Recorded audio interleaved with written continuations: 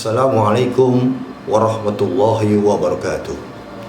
Alhamdulillah, wassalatu wassalamu ala rasulillah Muhammad ibn Abdullah wa ala alihi wa sahbihi wa mawala, amma ba'du.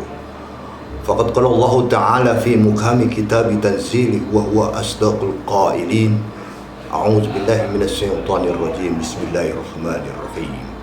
Ya ayyuhalladzina amanu kutiba alaikumus syiyam kama kutiba alal ladzina min qablikum la'allakum tattaqun. Shadaqallahul azim.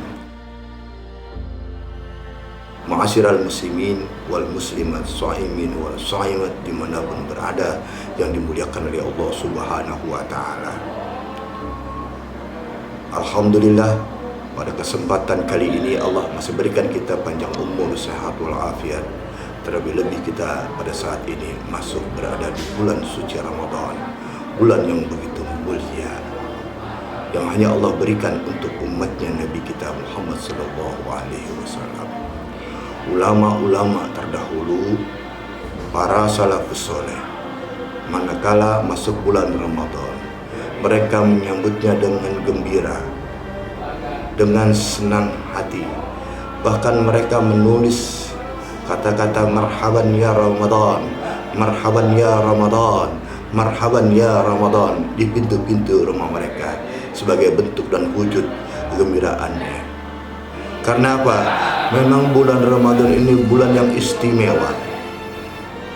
Bagaimana caranya agar bulan Ramadan itu menjadi istimewa buat kita, agar kita mendapatkan pahala yang besar? Tentunya kita niatkan segala sesuatunya karena Allah. Bukankah Nabi kita Muhammad sallallahu alaihi wasallam telah bersabda, "Man shoma Ramadana imanan wa ihtisaban, ghufira lahu ma taqaddama min zambi." Barang siapa yang berpuasa imanan karena iman kepada Allah, karena memang puasa ini hanya dikhususkan untuk orang-orang yang beriman. Makanya yang dipanggil ya ayyuhalladzina amanu, wahai orang-orang yang beriman, bukan orang yang tidak beriman yang dipanggil oleh Allah Subhanahu wa Ta'ala. Makanya syarat-syarat orang yang berpuasa itu diantaranya ada 4. Yang pertama yaitu Islam. Kalau bukan Islam, orang itu tidak diwajibkan untuk melaksanakan puasa. Kemudian orang itu baligh, artinya sudah mampu membedakan mana yang baik, mana yang buruk. Kemudian mampu fisiknya, badannya untuk melaksanakan ibadah puasa. Kemudian yang keempat, syarat puasa adalah dalam keadaan waras, artinya seseorang itu tidak gila. Baru seseorang itu boleh melakukan ibadah puasa. Kata Nabi, man shoma Ramadana, barang siapa yang berpuasa di bulan Ramadan imanan karena iman kepada Allah Subhanahu wa Ta'ala, bukan karena yang lainnya. Karena tidak sedikit di antara saudara-saudara kita yang berpuasa karena ingin dipuji oleh orang lain. Ada yang berpuasa supaya ingin awet muda, ada yang berpuasa berhari-hari bahkan berminggu-minggu supaya dirinya kebal dari senjata. Ini yang bukan diterima oleh Allah Subhanahu wa Ta'ala, tapi semata-mata imanan karena Allah, wahtisaban, kata Nabi, karena mengharapkan ridha dari Allah Subhanahu wa Ta'ala, bukan karena ingin disanjung oleh tetangga, bukan karena ingin supaya mendapatkan imbalan dari orang lain, tapi mengharapkan mendapatkan keberkahan dari Allah Subhanahu wa Ta'ala.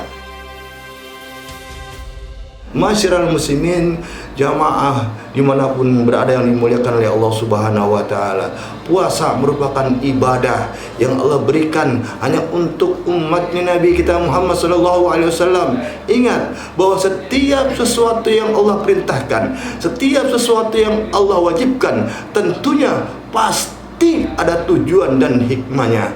Apa sih tujuannya orang-orang beriman diperintahkan oleh Allah untuk melaksanakan puasa? Tak lain adalah untuk membentuk la'allakum tattaqun, menjadi orang-orang yang bertakwa kepada Allah Subhanahu wa Ta'ala.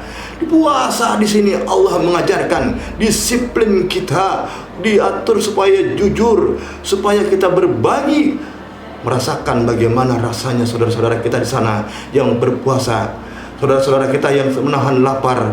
Oleh karena itu, mudah-mudahan dengan adanya puasa ini dijadikan sebagai ibrah buat kita, dijadikan sebagai contoh buat kita, menjadikan kita sebagai lebih meningkatkan persaudaraan kita, meningkatkan iman kita kepada Allah Subhanahu wa taala. Sedikit mudah-mudahan ada manfaatnya, kurang lebihnya mohon maaf. Assalamualaikum warahmatullahi wabarakatuh.